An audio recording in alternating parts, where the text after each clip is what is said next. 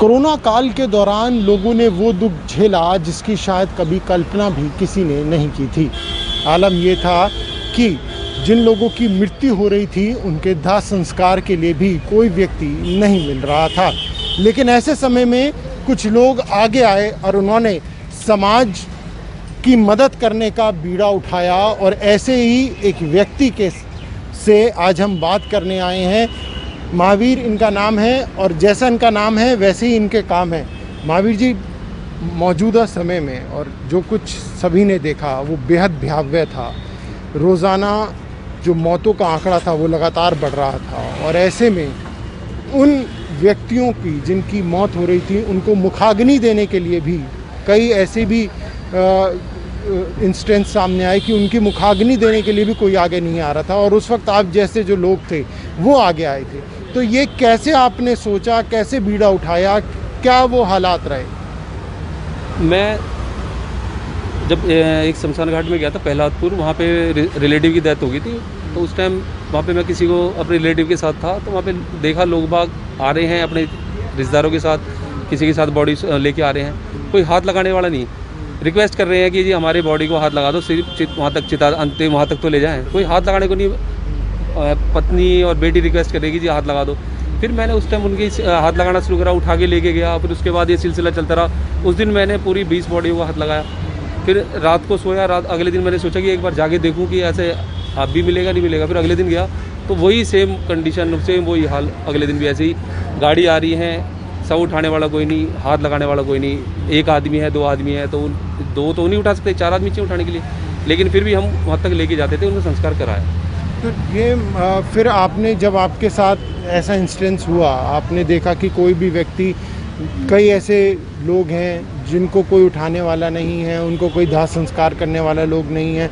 फिर उसके बाद जो सिलसिला था वो शुरू हुआ किस तरीके से? फिर आप बता रहे थे आपने बाकायदा शव वाहन भी अपने साथ रखा। हाँ, उस टाइम एम्बुलेंस वाले, गाड़ी वाले सबको उठाने के लिए 10-10 हज़ार रुपये मांग रहे हैं, 15 हज़ार रुपये मांग रहे हैं। हर कोई नहीं दे सकता, गरीब आदमी भी है, हर तरह का आदमी है, सबके इस टाइम सबके काम धंधे बंद है। तो फिर मैंने एक गाड़ी हायर करी, टेम्पू। उसमें हम जहाँ से भी हमें कहीं से फ़ोन आया जाता तो हम शव उठाते थे और शमशान घाट तक ले जाते थे, कालका जी तक लेके जाते थे, किसी को प्रहलादपुर तक ले जाते थे, किसी को लोधी रोड तक भी लेके गए हैं। तो उसका खर्चा हम ही देते थे, किसी से पैसे नहीं लेते थे। उस टाइम हमें फिर ऐसे कॉल कई आए कि फिर लोगों को फिर हमारा नंबर पता लगा कि ऐसे सहायता कर रहे हैं, मदद कर रहे हैं। फिर काफ़ी लोग हमारे पास आए हेल्प के लिए। फिर कोई बहुत ऐसे गरीब थे, रिक्शे वाला था जिनकी डेथ हो गई, उनके घर में कोई करने वाला नहीं था, उनको सब भी हम लेके आए अपने खर्चे पे। फिर हमने करा उनका संस्कार। मुख्य तौर पर अगर हम बात करें तो आप बता रहे थे कि जैसे हम इस वक्त जो शमशान घाट है कालका जी वहाँ पर मौजूद हैं, तो मुख्य तौर पर आप कालका जी और प्रहलादपुर में जो सेवा थे वो दे रहे थे?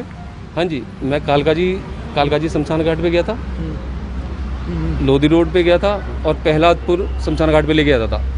और हमारा जो ये था कि कालका जी में यहाँ पे कोविड का नहीं हो रहा था उस टाइम, कोविड का प्रहलादपुर पे हो रहा था और लोधी रोड पे हो रहा था। फिर इसलिए हम फिर बाद में कोविड का फिर वहाँ पे शुरू हो गया, तो फिर हम यहाँ पे कराना शुरू करा फिर।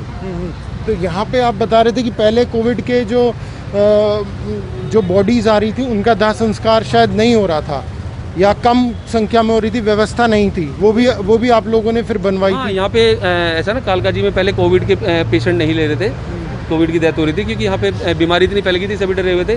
बाद में आगे पंडित जी वगैरह से रिक्वेस्ट करी, पंडित जी ने बड़ा कोऑपरेट करा।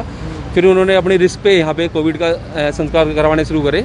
एक तरफ जिनकी नेचुरल डेथ हो रही है वो एक तरफ है, हॉस्पिटल से जो बॉडी आ रही है फिर उनका एक तरफ, उनका फिर हॉस्पिटल वालों का जो कोविड वाले थे उनका एक तरफ संस्कार, फिर उनका वहाँ पे कराना, साइड में कराना शुरू कर दिया।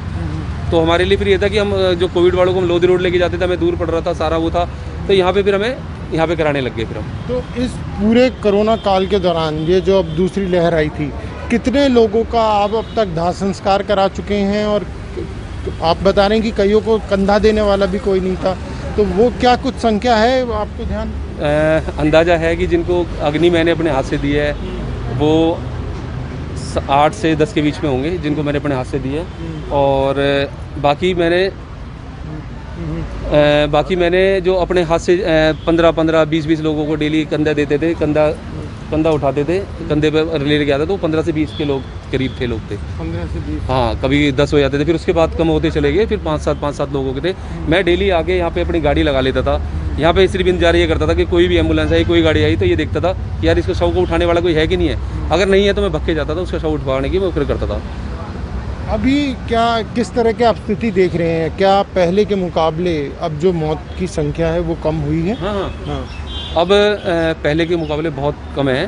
पहले तो यहाँ पे 45 लोग आ रहे थे, अब वही 3-4-5 कोरोना वाले हैं, और नॉर्मल वैसे जो वो रहे हैं वो है नॉर्मल है, बहुत फ़र्क है। लेकिन इस दौरान लोगों ने वो सब देखा जिसकी कल्पना भी किसी ने नहीं की थी।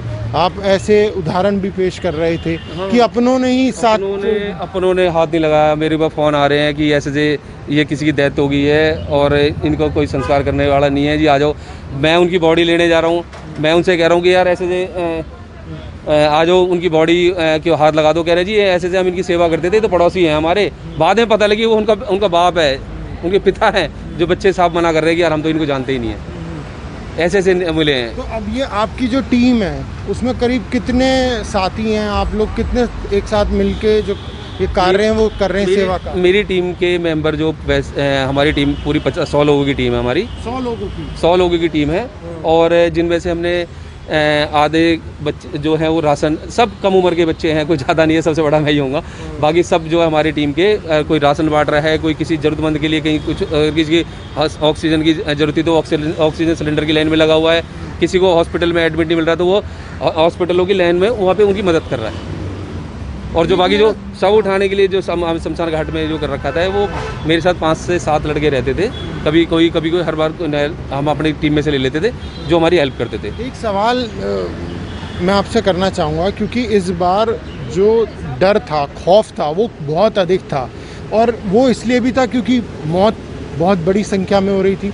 तो क्या आपको कभी डर नहीं लगा, या आपके घर वालों ने आपको नहीं कहा कि भाई ये तुम कर रहे हो, ये बहुत ज़्यादा तुम्हें भी कोविड हो सकता है, बहुत ज़्यादा संक्रमण फैल रहा है, या आपके साथियों में इस बात का कोई डर हो? नहीं, मेरे तो घर वालों की बात कर रहे हैं। मेरे तो घर वाले मेरे को खुद, मैं जब से ये बीमारी शुरू हुई, मैंने शमशान घाट में बॉडी को हाथ लगाना शुरू कर दिया, कोविड वाली बॉडी को हाथ लगाना शुरू कर दिया। मैंने अपने घर पे जा ही नहीं रहा था, मैंने फ्लैट किराए पे ले लिया था घर वालों की सेफ्टी के उससे, कि घर वालों को कोई परेशानी ना हो जाए मेरे वजह से। मैं अलग ही रह रहा था। मेरे घर वाले मुझे फ़ोन करके खुद बोलते थे कि आज कोई हमारे घर पे भी आ गया कि ऐसे ऐसे किराएदार है, उसके घर में डेथ हो गई है तो उसकी हेल्प करने जाए। मेरे घर वाले खुद बोलते थे। ये साथ में मेरा छोटा भाई खड़ा है, ये मेरा रेल ब्रदर है, छोटा भाई है, ये सारे इसी काम में लगे हुए थे, सारे घर वाले। ये इनको मैंने शमशान घाट पे नील बुलाता था, ये सिर्फ मैंने इनको की जो कोई और किसी चीज़ की भी हेल्प है, राशन की हेल्प है, किसी के हॉस्पिटल जाना है, किसी का सिलेंडर भरवाना है, तो ये उसमें लगा रहता था। तो आपका क्या नाम है? मेरा नाम मनोज बैसोया। मनोज भाई, आप ये बताइए कि जब ये सेवा की शुरुआत करी, क्योंकि इससे पहले आप लोग बेजुबान जानवर को खाना खिलाने का काम कर रहे थे, पक्षियों को डालने का काम कर रहे थे, इस बार जब शवों को दाह संस्कार उन्हें उठाने की बात आई तो मन में जहन में ये बात नहीं आई कि कहीं कोरोना हमें ना हो जाए? नहीं, बिल्कुल आई, वो चीज़ भी आई, पर ये था कि भाई हमारे लिए ये ज़रूरी था कि जिस तरह से लोग बाग पड़े हुए हैं, जिस तरह से डेथ हुई है उनकी, अब उनको हाथ सहारा देने वाला कोई नहीं है। ऐसे टाइम पे अंदर से ही एक फीलिंग आई कि भाई क्यों ना हम इसमें उनकी मदद करें और ये चीज़ करें। कोई इसमें ये नहीं था कि बस ये था कि सामाजिक तौर पे ये चीज़ करनी चाहिए और सबको आगे आना चाहिए। राजनीति से बिल्कुल हटके ये चीज़ होनी चाहिए, हर इंसान के अंदर ये इंसानियत होनी चाहिए कि किसी की मदद कर सकें हम। क्योंकि इस बार मदद करने वाले हाथ बहुत कम दिखाई दिए। आपने बात बहुत अच्छी की, लेकिन मदद करने वाले हाथ बहुत कम दिखाई दिए, तो उसके पीछे वजह क्या मानते हैं? सही कहा आपने कि भी मदद करने वाले हाथ बहुत, एक तो डर का माहौल इस तरह सा था कि भाई जिससे लोग बहुत डरे हुए थे इस चीज़ से कि भाई हर किसी को कोविड हो रहा था, जितनी ट्रेजेडी हो रही है बहुत ज़्यादा हो रही है। अब इस चीज़ को लेके कि भी हमें देख के कोई और भी आगे बढ़े, तो हमारा ये वो था कि भी हम तो मदद कर रहे हैं, पर हमें देख के कोई और भी इस तरह की मदद करे। तो अभी भी आप लोगों की जो सेवा है वो जारी है? अभी भी आपके पास क्या फ़ोन आते हैं, क्या मदद के लिए आपको लोग बुलाते हैं? हाँ बिल्कुल, सारा चीज़ ये चीज़ महावीर भाई के पास ही फॉलो होते हैं, फ़ोन वगैरह भाई के पास ही आते हैं। महावीर भाई जैसा हमें निर्देश देते हैं कि यहाँ जाना है, वहाँ जाना है, ये करना है, तो ये सारी चीज़ें भाई बताते हैं। तो आपको अगर कोई किसी व्यक्ति ने मदद लेनी है आपसे, तो वो कैसे माध्यम आपने बनाया हुआ है? क्या सोशल मीडिया के ज़रिए या कोई नंबर आपने नंबर यहाँ पे मैंने अंदर नंबर लिखवा दिया अपने, नंबर लिखे हुए हैं। और बाकी यहाँ आसपास लोगों को मैंने नंबर दे दिया, शमशान घाटों में मैंने जाके दे दिया। अगर कोई ज़रूरतमंद आता है जिसके पास पैसे नहीं है, कोई गरीब है, कोई ऐसा लग रहा है, तो आप मेरा नंबर दे दीजिए, मैं उनकी हेल्प करूँगा। शमशान घाट पे लोग आते हैं कि पहले इसकी बुकिंग टोकन नंबर लेने या बुकिंग करवाने आ रहे थे, कि बुकिंग कराने आ रहे थे, हम कितने बजे लेके आएँ। तो वो पंडित जी से बोलते थे कि हमें कोई ऐसे लड़के दे दो कि हमारे पास बॉडी उठाने वाला नहीं है, कोई ऐसे लड़के दे दो हम उनको लेके जाएँ। तो पंडित जी मेरे को फ़ोन करते थे, मैंने कहा उनसे, और फिर हम चाहते थे निज सेवा करते थे। इंसानियत के नाते हमने सेवा जो शुरू करी थी उसको हम आगे भी जारी रखेंगे। आगे भी जारी रखेंगे। और आपने अब, क्योंकि अब राहत की बात यह है कि मौत का आंकड़ा अब गिरा है, और हम ये भी देख रहे हैं कि अब संक्रमण की जो दर है वो भी कम हुई है, और मरीज़ भी कम आ रहे हैं। तो ये एक बहुत बड़ी राहत की बात इसे देख रहे हैं आप? हाँ, राहत है, भगवान का शुक्र है, कालका माई के हम चरणों में बैठे हैं कि बहुत शुक्र है कि ये एक बीमारी ख़त्म हो जाए। हम भगवान से यही दुआ करेंगे कि ऐसी सेवा हम पे ना कराए, हमें कुछ और सेवा मंजूर है। ये सेवा हम बहुत ही दिल से हम कर रहे हैं कि ऐसे लोग सब अपनों का कांधा दे। लोग निकल के आए, लोग अपनों का कांधा नहीं दे रहे। अगर सब अपने घर वाले, परिवार, परिजनों को, अपने प्यारों को सब कांधा देंगे, अग्नि देंगे, तो हम शायद हमें नहाना पड़े। तो इंसानियत के नाते हम तो यही कहेंगे, सब अपने घरों से निकले, अपने जो घर वाले हैं, जो अपने परिजन जो जिनकी डेथ हो रही है, उनके खड़े हों उनके साथ, उनको इस टाइम ज़रूरत है। तो निश्चित तौर पर बहुत ही नेक काम जो यहाँ पर महावीर की टीम के द्वारा किया जा रहा है। और सबसे महत्वपूर्ण बात है कि आखिरी सफ़र, मोक्ष द्वार इसे कहते हैं, और इस मोक्ष द्वार तक जब अपने साथ छोड़ देते हैं तो ऐसे रहनुमा, ऐसे मसीहा निकल कर आते हैं और उन लोगों को मुखाग्नि देते हैं, उन लोगों को आखिरी जो उनका सफ़र है उस पर लेके जाके उन्हें अलविदा इस दुनिया से कहते हैं। कैमरा पर्सन सचिन के साथ प्रणय शर्मा, दिल्ली।